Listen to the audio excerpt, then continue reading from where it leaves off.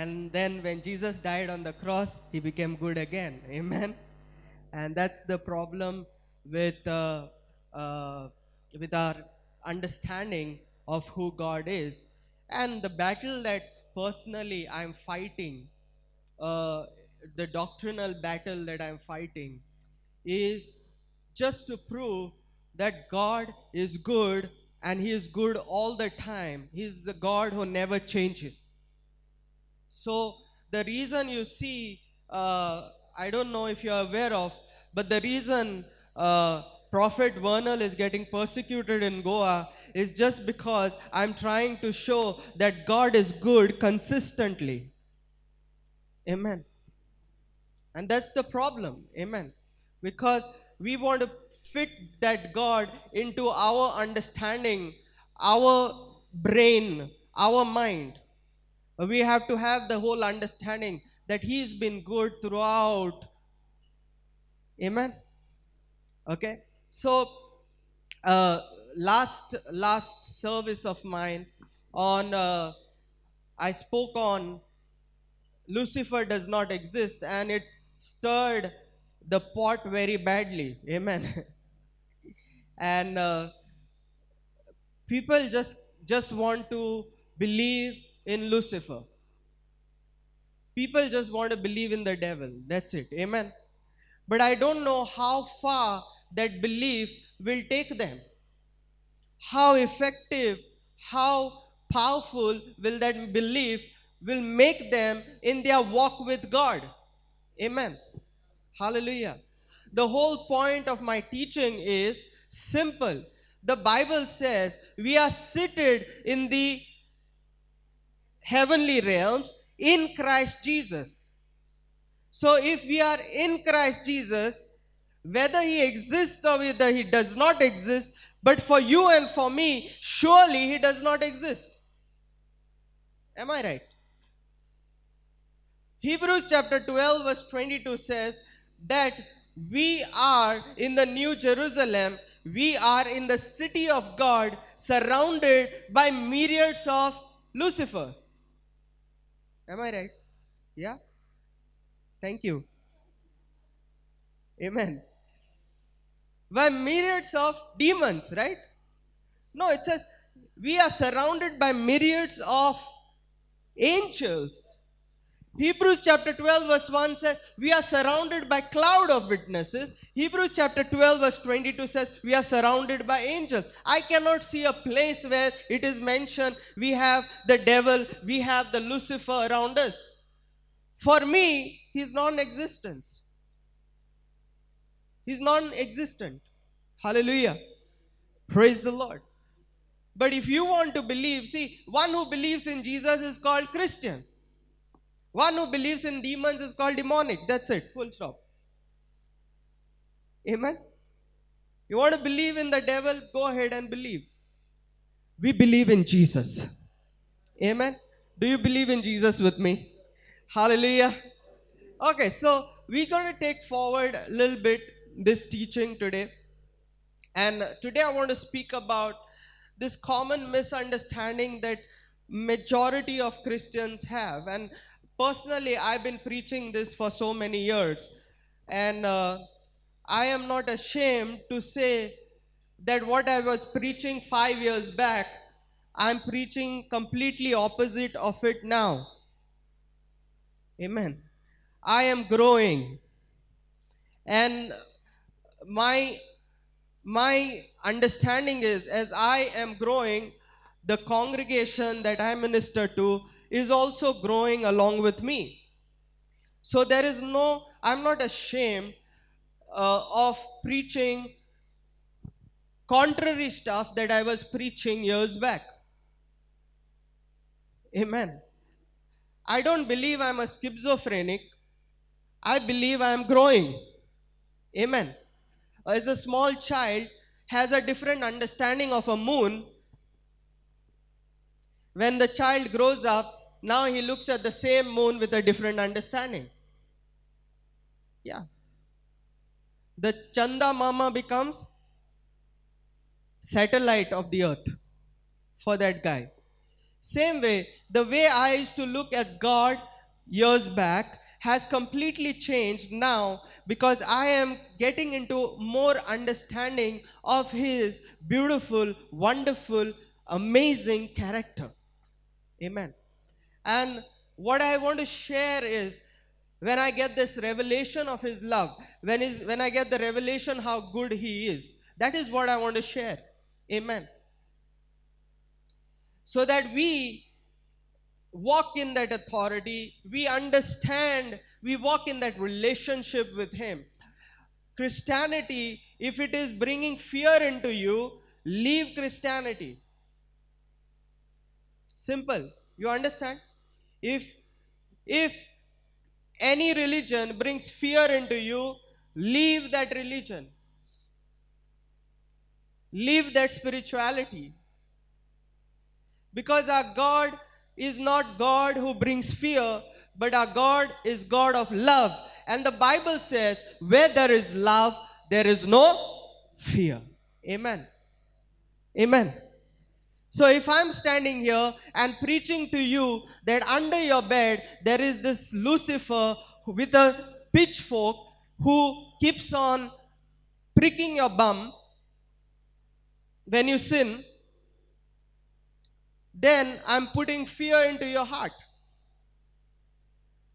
And if I'm making you obey the rules and regulations and moral rules and regulation by putting this fear into your heart, I am basically preaching fear. There is no difference between a terrorist and me. Amen. Hallelujah. Okay, so there is this understanding about the whole misunderstood version of the cross. And I've been preaching about this years back, and now I understand what I was preaching was wrong. Because we believe that when Jesus died on the cross, what happened? We believe that the wrath of God came upon Him. Agree? We believe that He was punished for our sins. Who punished Him? Who punished Him? We believe God punished Him for our sin. And on the cross, we believe that He was separated from the Father. That's why He started crying, Father, why have you forsaken me? Amen. Amen. So, many people will question us. And the whole theology starts like this. Why God had to pour His anger on Jesus? God had to pour His anger on Jesus because in the Old Testament, man could not follow the laws and the rules that was laid. And so God was a just God and He was angry with men. And so in the New Testament, when Jesus dies on the cross, all His anger that was supposed to pour on men, all the punishment that was supposed to be poured on men, Jesus took it on Himself. It was poured on Jesus by the Father. So the angry God released His anger on Jesus. Now He's no longer angry with you and with me. That was our understanding before. Amen. And that's what majority of Christians believe. And so we have this God who is good, but not all the time. It's only in the church we say, God is good, and we sing the song of Don Moen, God is good all the time. Right? But then the song is that, but the sermon is something else. The sermon is, no, He's good now, but in the Old Testament, He was angry. He was upset. He wanted to, he killed people. If you sinned, you were killed. You were destroyed. Amen. But the problem is we are not looking at the Bible as a whole. We are not looking at the whole story. We are looking at the story part by part. That's the reason why we have an error in understanding the real character of God. Are you with me? If you are not with me, no problem. I'm just doing for the recording for the sake of the world. Amen. Hallelujah. So if you don't understand, there are 800 subscribers now on YouTube who are going to understand this. Amen. So I want to tell you this. The character of God was always to forgive you and me. The character of God was always to love you and me. The character of God was always to see my good and your good. Remember that. But then why do we have this misunderstanding that God is out there to punish us for our sins? Because we don't understand something called as the new covenant theology. Amen. And what is this new covenant theology? What is this new covenant? We don't understand covenants. Amen. So we have to understand first, when Adam and Eve fell, God did not come with AK-47 near Adam and Eve and say, I'm going to shoot you because you have fallen into sin. He did not say, hands up, surrender. The Bible says, He came searching for them, but they were hiding from Him. Amen. Hello? He came searching for them when they were hiding for Him. They were not searching God. God was searching for them. Shows the character and the heart of God, that God was interested in forgiving men. He was interested in the salvation of men. He was interested in loving men. He was not angry, God. Amen. And then we see the next thing, the Noah's flood. During Noah's flood, what happens? There are these people, all the people are wiped away with the flood, and Noah and his family is saved. Are you aware of it? So now people think, oh, God was angry with people, so He killed everybody in the flood. But if you read the scripture, the Bible says God was sad when He saw the situation during Noah's time. So He was grieved. He was sad. It doesn't say He was angry. Are you understanding? Doesn't speak anything about His wrath. So there was this God who was sad because there's something wrong happening, and probably that's the time the flood had to clear it off. Amen? Simple. Now, Moses comes into the picture. So before Moses, there is a covenant made with Abraham and God. An agreement that is made.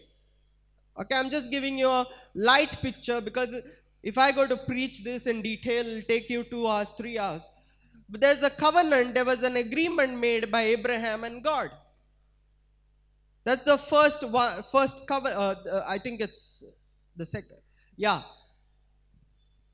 There was covenant made to Noah. Then what was the covenant? To Noah, God said, go and multiply. To Adam, what did God say? Go and multiply and subdue and dominate. Are you with me? Because this I'm just building to you to make you understand the whole picture. What did God say to Adam? Multiply, be fruitful, and subdue and dominate. Everyone say subdue and dominate. Now, after the flood, God comes to Noah, and what does He tell to Noah? Same thing. What does He say? Go and multiply, but now He's not saying subdue and dominate. Check it out. Check in the scripture. Now he does not say subdue and dominate. Why? Because the authority that God had given Adam and Eve, they had lost it in the garden. So now they can't dominate, they can't have authority. They lost it to the Elohims, if you know my last time's preaching. So now, God is telling Noah. Later we have Abraham, and then there is a covenant with Abraham. What does God say to Abraham? There's an agreement. In this agreement, an animal is cut, fire goes through it and all that stuff. And in this agreement, God is saying, go and multiply. I will make your descendants like the stars of the sky. Are you there with me? Again a covenant, again an agreement. Now Moses comes in the picture, another covenant, another agreement is coming in the picture. But before that, I want to tell you, what was the heart of God? God wanted men to multiply. God wanted men to dominate and rule over this earth. That's why he was saying that. Now when Abraham comes, it says, go and multiply. And if you read in Exodus, God comes to Moses and his heart desire is to make Israel a royal priesthood, a holy nation. That was the heart desire of God. So he wanted Israel to be a nation, a royal priesthood and a holy nation. And through Israel, all the nations he wanted to bless. Are you there with me? So Israel was a medium that God's blessing would go through every nation. Every nation be blessed like Israel. That was his plan. So he spoke to Moses and he said, this is my plan. And so he told Moses, do one thing, get all the people of Israel to this mountain, and on this mountain I will make this covenant with them. Are you there with me? Now, when he's about to make that covenant, there's thunder, there is lightning, and the voice of God is heard. The whole of Israel is scared, and they are saying, Moses, we don't want to hear the voice of God. You go ahead and you speak to God. Amen. And further, if you see, the people of Israel are the ones who are asking the law from God. Who's asking? So the people of Israel is making a covenant. They are asking God, let's make a covenant. It's called a kinship covenant, where both the parties are making a covenant, an agreement. So what does a covenant and agreement has? It has sets of rules and regulation. During that time, it was like this. If there were two tribes, you come here. I am a leader of one tribe, she is a leader of another tribe. If there were two tribes, what we would do is, if we are making an agreement, we are making a covenant or relationship covenant saying that I'm going to scratch your back, you're going to scratch my back, but we're going to have a rule over here. Okay, so I'm telling her, you are going to protect me, you are going to help me, I'm going to protect you and help you. Like how two nations make a agreement, right? A treaty.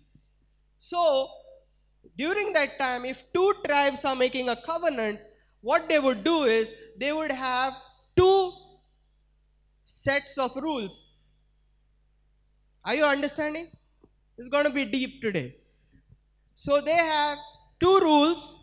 One copy was with me, one copy was with this party. Both the party, what they would do is, take the rules, go and put it into their temple. Are you there? So she would go and put those rules in her temple. I would go and take my rules and put in my temple. Sit down. But in this case, Israel is making agreement or covenant with God. So God is giving them 2 tablets of stone. Both the tablets of stone, it's not that 5 commandments were written on this and 5 on the other stone. 10 commandments, front and back, were written on one stone. On the other stone, 10 commandments, front and back, was written. Both were duplicates, copies.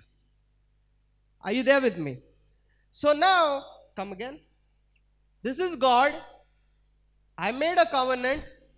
I have 2 stones. I am God. I don't have a temple to go and keep the stones.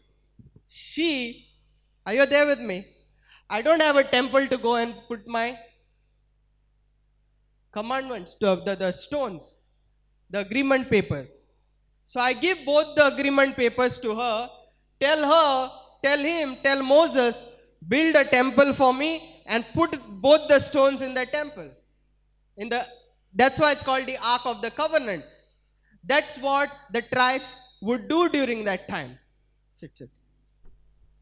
They would put that in the covenant box.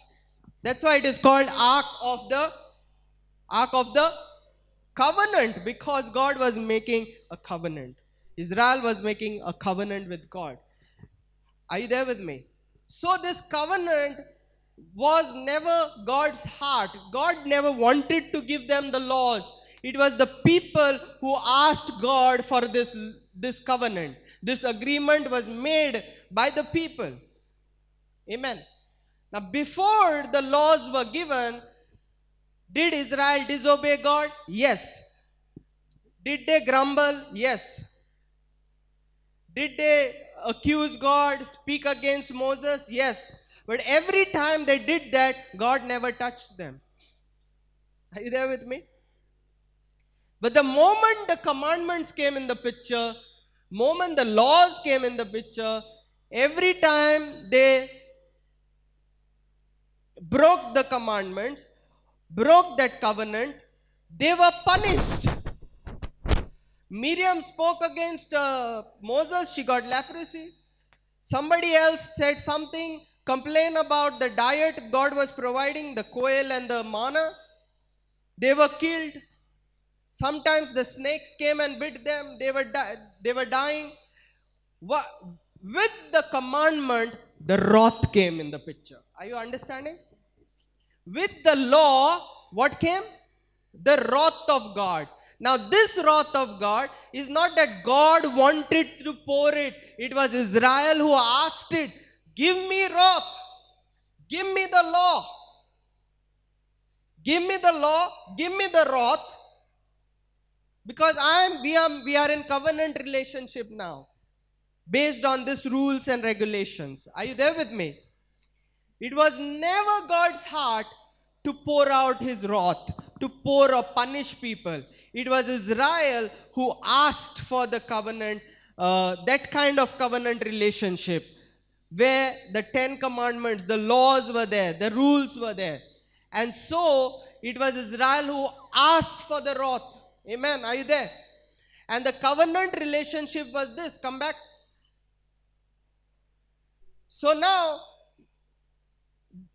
as long as Israel obeys the rules, the laws, you come. You are Israel's enemy. You go there. Don't come near me. You are Israel's enemy. So the covenant is this. As long as Israel is obeying the covenant, obeying the law, if the enemy comes to destroy Israel, I can be on Israel's side and destroy the enemy. Are you there? If Israel fails to obey, the enemy can destroy Israel. Are you there with me? Therefore, you see, many a times, it looks like God is promoting war. in the Old Testament. It is not God who's promoting war. It was a covenant. God he was bound by his word, because the word says, Bible says, that he puts his word above his name. He was bound with the covenant. Amen. He was bound with the rule, covenant and agreement done. So, even though y'all are fighting, I don't want to destroy you. I don't want to destroy you also. But because of the rules, the agreement that is done, I have to destroy you. Are you understanding? It was not the real heart of God to punish, to destroy the Canaanites, the Hittites and all these people. It was the covenant, it was the agreement that was done, that the law would pour God's wrath on this. So sit down. So the wrath of God that you see in the Old Covenant, in the Old Testament, is not active wrath of God. Are you understanding the word? Active wrath of God. God was not trying to punish. It was a passive wrath of God. That means it was asked by the people of Israel. Amen? And then there is another covenant comes in the picture, which is done by David now. And God comes and says to David, your throne will be forever. The one, your descendant who sits on the throne will be forever. And you will multiply. Again, same thing what he promised to Abraham. Now he's making covenant to David. Amen? And through you, the nations will be blessed. This kind of covenant. If you read. So, there is another covenant to David that is made. Amen?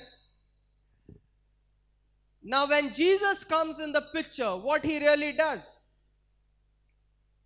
He destroys, his whole aim was to destroy and finish the old Mosaic covenant and fulfill David's covenant. That's why you see Jesus is called the son of David, who sits on the throne and whose kingdom lives forever. Now, Jewish people thought that somebody will sit on earthly kingdom, but Jesus came to establish heavenly kingdom, spiritual kingdom on earth. Are you there with me? So on the cross, two things happened. Point number one, the Mosaic covenant, the law which was there, that was put an end to. David's covenant was fulfilled. And Jesus established a new covenant with you and me. In this new covenant, we all fall into the kingdom of Jesus. Whoever believes in him, we get into the kingdom of God. Amen. Hallelujah. Praise the Lord. Are you understanding so far? So, we have to understand this. That's why many people look at the old time. What a God is this? He is killing people, he is destroying people, he is finishing people. I don't want to believe. Many atheists, why they don't believe in God? Because they think in the Old Testament God was angry, he was destroying people and all that stuff. No, the cross put an end to the Mosaic covenant and fulfilled David's covenant. Amen. And a new covenant, a new relationship, a new agreement was done with you and with me. That whosoever believes in him are called the sons of the living God. Hallelujah. Hallelujah. Praise the Lord. Hallelujah. Praise the Lord. Are you understanding it? Now, you have to understand that the cross was not God pouring his wrath, because there's no wrath. God was not punishing Jesus for our sins, because God was not interested to punish you and me. Remember, the Mosaic covenant were only for the Jews, not for you and me who are in India. Only for people in Israel. But today, what some preachers do is, come on, today's sermon is Deuteronomy chapter 22. Deuteronomy chapter 28. We're going to look at the blessings and curses. And then we preach about, if you do this, you get blessed. If you do this, you get cursed. Are you there? But that law of, there are around 600 and more laws. Those laws were not given to anybody else other than people who fell into Mosaic covenant. Are you there with me? They were only given to the Jews, guys. Those blessings were only for the Jews, the people of Israel. Those curses were for the people of Israel, not for you and for me. But today we are preaching the same thing. That's why the Bible is, the Bible as a whole, if you see, most of the stuff is not for you and for me. But we consider it is for me. It is for me. No, most of the stuff is for the Jewish people. Therefore, people ask this question, oh, Bible says don't eat pork. Should Christian eat pork? Bible says don't shave your beard. It's there, right? That's not the reason I don't shave, but you see. But the Bible says don't shave beard. So people ask this question, should we shave? Should we do this? Should we? No, don't even ask this question, because it is never meant for you and for me. The 10 commandments were never written for you and for me. The laws were never written for you and for me. The 10 commandments and the laws were written to the people of Israel. Full stop. Amen. Who asked for those laws? They are the ones who asked the covenant. They asked for that law.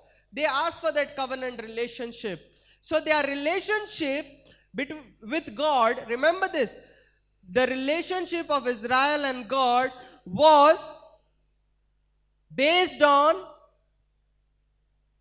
the 10 commandments and the laws. Are you there with me?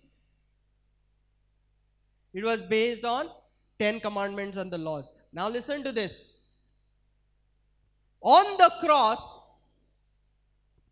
the new covenant was made by whom?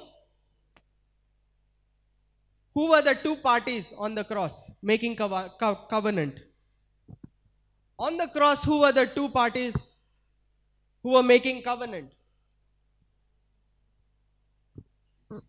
It was God making covenant with Jesus. God was making covenant with Jesus. Jesus, who was man, 100% man, 100% God. So the covenant parties were Jesus and God. And this covenant was completely established by them and followed by them. Now who we are in Jesus Christ, we are in that covenant relationship with God. This covenant relationship is a relationship of a father and a son. Hallelujah. We are father and son relationship. Everyone who comes in realization that we are in Christ Jesus, we have a covenant relationship of father and son. Amen. So this covenant cannot be broken.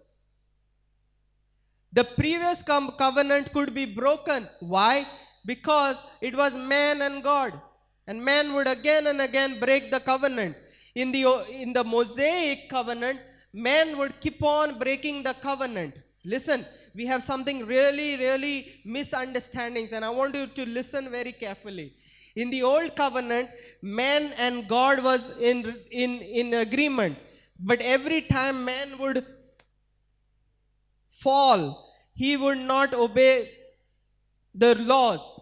So, what he would do is, he would sacrifice animals and apply the blood, not because God is wanting a sacrifice. Try to understand. Our God is not bloodthirsty. He's not a Dracula who lives on the blood of. You saw Dracula, right? Dracula lives on the blood of people.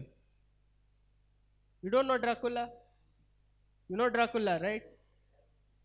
Sometimes comes like beautiful lady, seduces you and drinks the blood from here. You know that, right? So, God is not like Dracula who's seducing you with a nice relationship and then drinks your blood. He was never bloodthirsty. He never asked for blood. But why was the blood shed? The blood was shed as a sign, as a signature of covenant relationship. That means to say, I'm still in relationship with you. I'm still in connection with you. I'm still in that covenant with you. And it was representation of what Jesus would do on the cross of the new. In faith, it was a representation of the new covenant that Jesus was going to be establishing. Amen.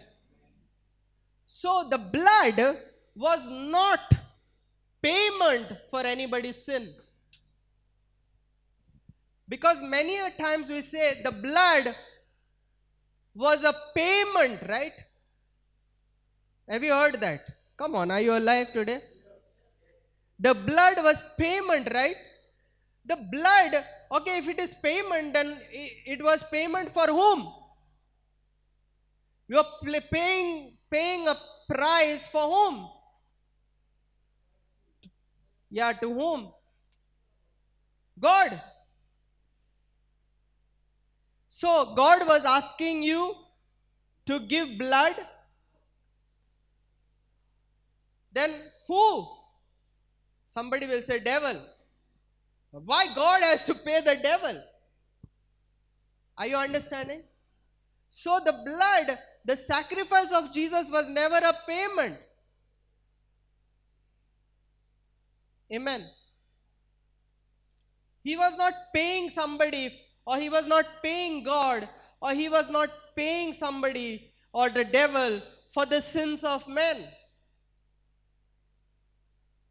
The blood was a sign of covenant relationship with the Father. Amen. Hallelujah. The problem is we have looked at the blood of Jesus as payment. And so we all the time take the blood and say, the blood of Jesus cast the devil away. And we have used the blood for deliverance now, spiritual warfare now. If you come near me, I'll sprinkle the blood, you devil. Amen. The blood is not used for spiritual warfare. The blood was a covenant sign, a sign of relationship. The sacrifice of Jesus on the cross was not substitution. You understand? Jesus was not substituting what we had to suffer on the cross. Listen carefully. Jesus was not substituting. It was not that we had to pay, we had to suffer, and so Jesus comes in the picture and says, I'm going to suffer, I'm going to pay, I'm going to take the punishment of all you guys, and so God, come punish me. That is not what was happening on the cross. On the cross was not substitution, on the cross was exchange. The cross was not substituting, it was an exchange that was happening. Means Jesus was taking our suffering upon him, but giving his goodness to us. There was an exchange, not substitution. Amen. Are you there with me? So, this theory is called the penal substitution atonement theory, where people talk about Jesus was on whom God's wrath fell, on whom God's judgment came. God was judging Jesus for our sins. God was punishing Jesus for our sin. And this theory is called as that penal substitution theory. But for right from the early church, after the death of Jesus, to 1100 years, there was this belief of the early church called as Christ the victor. Are you there? Christ the victor. It was then, after 1100 years, around in 1500 AD, this guy came called as John Calvin. John Calvin introduced this idea of substitution atonement. That means God is punishing Jesus. God is pouring his judgment on Jesus. When it came? 500 years back only. Before that, everyone believed in this thing called as Christ the victor. What is the Christ the victor theory speaks about? Christ the victor theory speaks about that when Jesus died on the cross, the authority that we lost in the Garden of Eden, Jesus Christ, by dying on the cross, he went and got that authority back from the Elohims and gave that authority back to men. So the cross is a picture of you and I getting the authority back. Hallelujah. Somebody shout, we are an authority. It's called the Christ the victor theory. Amen. There is because you see, the modern grace preaching, people like Joseph Prince and all those things, they have wonderful teaching, but it comes from John Calvin a little bit. And the whole idea that is presented is God was angry, God was upset with mankind. So instead of pouring his anger and wrath and judgment over mankind, he poured it all on Jesus on the cross. And now God is no longer angry. Are you there with me? Whereas the truth was, from Genesis till now and even in the future, God was never angry with humanity. He was always waiting to forgive, and he forgave. Amen. Even before the cross, Jesus was forgiving the sins of man. Am I right? He did not even die on the cross, yet he was forgiving. How could he do that? Shows the heart of God. He did not want it to punish. Amen. Are you there with me? Hallelujah. Hallelujah. Praise the Lord. Okay, so now the questions arises, but brother, what is that Psalm 22 saying? My God, why have you forsaken me? Why Jesus was saying, why have you forsaken me? Amen. So if you're smart, this question will come into your mind. Amen. But you have to understand, the Jews, if they wanted to refer to a psalm, like for example, I want to tell you about Psalm 91. What will come in your mind? The whole Psalm 91 of protection will come. Whole Psalm will come, right? When Jesus was dying, there were no chapters and verses that time. So the Jews had this kind of habit. If you say one starting verse or one verse of a psalm, that means you are saying that whole psalm. Are you there? One verse of the psalm, that means you are saying the whole psalm. So if you read the whole psalm, you will understand at the end of the psalm, you will see the character of God who is saving. Amen.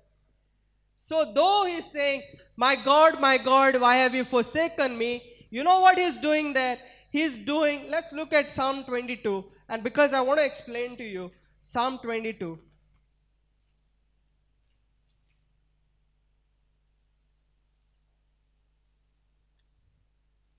Look at this.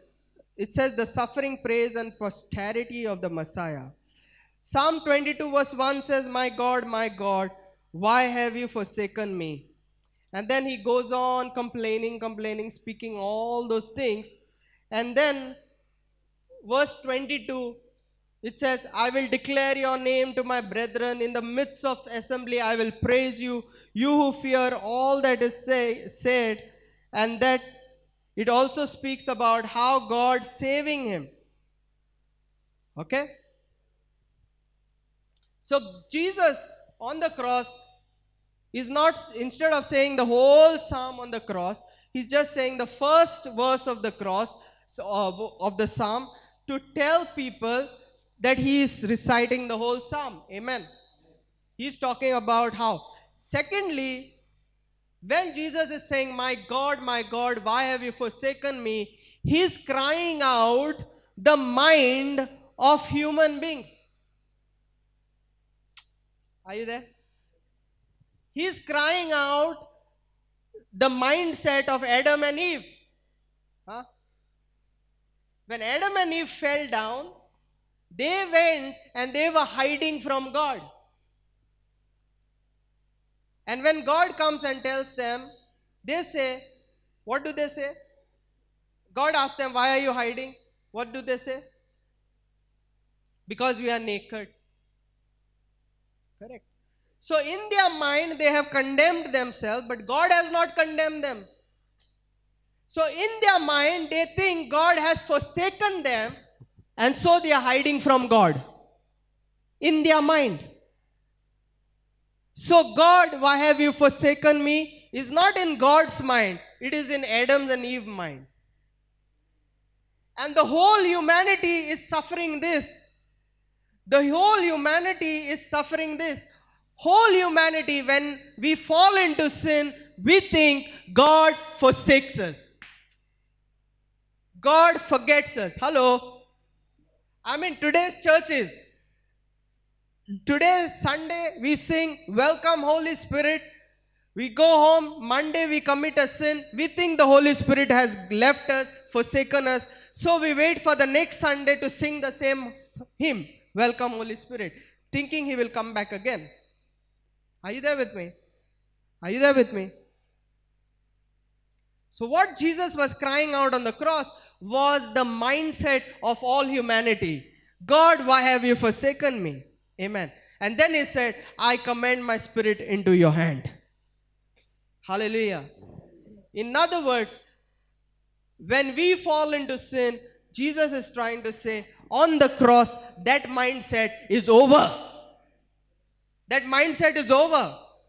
God cannot forsake you nor leave you no matter how sinful you are in your life. That's it. Hallelujah. Praise the Lord. Hallelujah. Praise the Lord. So the next question will be, but brother, on Isaiah chapter 53, it is said, he punished us for our iniquities, right? But the problem is, remember, that's the reason I always say, don't consider the Bible as the word of God. The Bible is not the word of God. And recently I put a video on my YouTube explaining how there were translations done, how errors are there in the Bible due to those translations. Because the Bible that Jesus was referring to, or the people who were referring to, was a translated Bible of the Old Testament. The original Old Testament was written in Hebrew, but during Jesus' time, most of them were following the Greek translation of the Hebrew Bible. And the Greeks did not have that word to put there, so they put there punished according to them. Are you getting me? So the real meaning over there is God was taking, it was not God who was punishing Jesus, but God or Jesus was taking the suffering of man upon him, the sickness of man upon him on the cross, the sins of man upon him on the cross. Amen. And he was healing people on the cross. Amen. Hallelujah. So we got it wrong. We got it wrong in thinking God was getting angry and pouring his wrath and punishment over Jesus. The truth is, he always loved us. He was good in the beginning. He was good on the cross. And he will always be good in our life. Hallelujah. Now, if you know this truth, you can genuinely and truthfully say, God is good all the time. Otherwise, you are fake. Otherwise, you are fake. You understand? If you don't realize this truth, you are just faking and saying, God is good all the time, but inside, Old Testament time, he was not good. Are you there? Otherwise, when you sin, he's not good. When you fall, you commit some mistake, God is not good. He punishes. He disciplines. If you fire back bad words and you meet with an accident, you know whom to blame. You said, God punished me, that's why I met with an accident. When somebody gets cancer, oh, God is punishing him with cancer. When you fall sick, this is the question you ask, God, I know this is given by you for the punishment of my sins. So many people I have heard saying this statement. Amen. God does not punish. Our God is not an angry God. Our God is a loving God. The Bible says God is love. God is good. Hallelujah. Hallelujah. So, you will say, it is a sin that separates us from God. Brother, the Old Testament says it is a sin that has become a wall of separation from God. Hallelujah. Yeah, sin separates you from God in a sense, it separates your mindset. In the Garden of Eden, God did not get separated from Adam. It was Adam and Eve, they were running away from God. Are you there? Their minds were trying to separate from God. Are you there with me? Hallelujah. So, the Bible says, I'm finishing this now. The Bible says that the death of Jesus reconciled men to God. We were once enemies to God. Hallelujah. So does that mean God was looking at us like enemies? But our mind was thinking that we are his enemies. Or he is our enemy. Our minds were thinking. But in God's mind and God's heart, he always looked at us with love, ready to embrace us. But we were running away from him. And the cross was the express image and manifestation of his love. On the cross, Jesus said, I am dying to show you. God said, I am giving my only son to you. If I can give you my only son, will I not give you everything that you want? So the cross was a message of God's love. It was a manifestation of his love. He always loved us. But on the cross, he showed his ultimate love to us. Hallelujah. Hallelujah. The cross was never a picture of his anger. The cross was never a picture of his judgment. The cross was not a picture of his wrath. The cross was the picture of a manifestation of his love. Hallelujah. So every time you look at the cross, don't look at the cross as a judgment is being passed. Don't look at the cross as God's anger is being poured on Jesus because of it had to be poured on you. Look at the cross as his express manifestation of love. Hallelujah. Hallelujah. Today, this simple message of the cross is misunderstood by 90% of Christians. Amen. Bless you. Hallelujah. Simple message of the cross. For 1100 years, this was not misunderstood. The gospel, this is the gospel, guys. This is the gospel. That God's love was expressed through his Son, Jesus Christ, to you and to me. Once you understand this message, you don't have to fight with any doctrines. You don't have to fight with any scriptures. We start fighting. This one is believing in this, that one is believing in that. No, if you just understand the love of the Father, every doctrine comes down to the ground. Hallelujah. If you understand how much God loves you, you will not care whether there is hell or heaven after death. If you know how much, if your focus in the love of God, then your focus will never be to understand whether there is Satan, whether there is Lucifer, or whether there is Beelzebub. You will only try to figure out how much he loves you. Hallelujah. Hallelujah. Hallelujah. This is the message of the cross, which is foolishness for people, but for us, it is power. As it carries the love of God. Hallelujah. Hallelujah. Hey, the cross is not for, people take the cross to use it for spiritual warfare. And there are people who say, this is plastic cross, less demons will come. This is wooden cross, more demons will come out. Hallelujah. Are you there with me?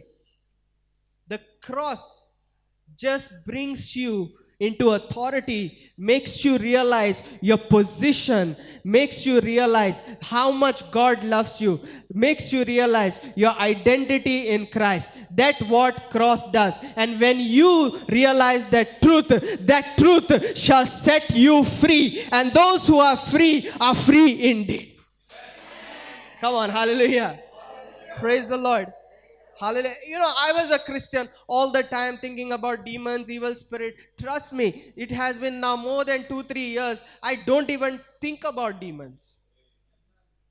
And my spiritual life is way better than what it was 3 years back, thinking about demons.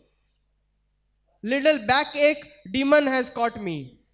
Little headache, demon has caught me. Hallelujah.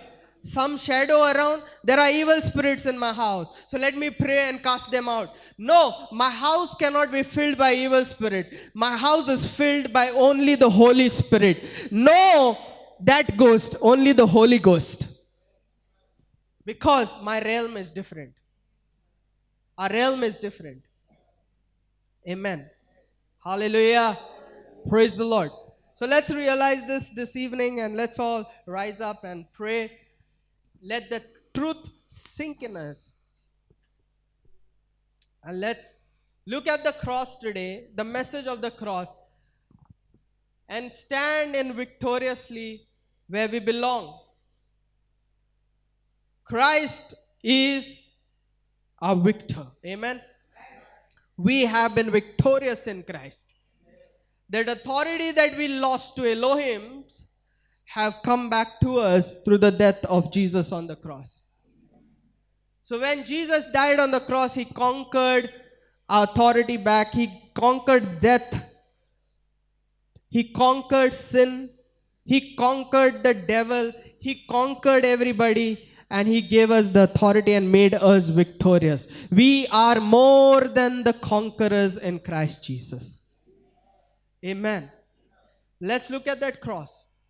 I want you to be conscious of this evening. Come into the consciousness that you are victorious. Come into the consciousness that you carry authority. I want you to just do a prophetic action, like lift your hand and say, I carry that authority that Christ has given me on the cross. I carry that power.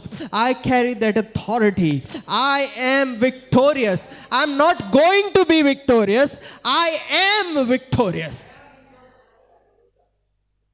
There's a great difference between going to be victorious, and there's a difference between I am victorious. I don't have to fight a spiritual warfare to become victorious.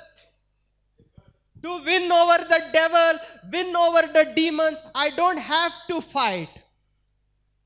I've already won. I am victorious. The devil is defeated. He doesn't exist for me. Hallelujah. Father, we praise and thank you this moment for the truth that you have released in our life. We bless each one of us here with that truth. Your word says the message of the cross is power.